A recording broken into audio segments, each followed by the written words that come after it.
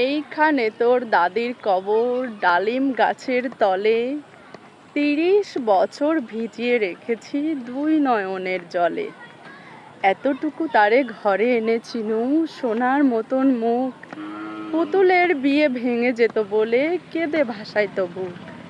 পল্লীকবি জসীমউদ্দীনের বাড়ির সামনে যে কুমার নদ, নদের পাশ দিয়ে হাঁটছি, খুবই ভালো লাগছে। আর এখানে আসলে আরেকটা কথা মনে পড়ে, সুজন বাদিয়ার ঘাট। এই যে আমার এই পেছনে একটু দূরে গেলেই সুজন বাদিয়ার ঘাট। এখানে আসলে সুজন আর দুলির সেই অসাম্প্রদায়িক প্রেমের কাব্য মনে পড়ে যায়, কবি জসীমউদ্দীনের প্রেমের কাব্য।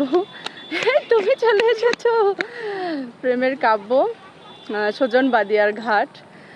এর আগে আমি বলেছিলাম সুজন বাদিয়ার প্রেমের কাহিনী, সংক্ষেপে বলেছিলাম।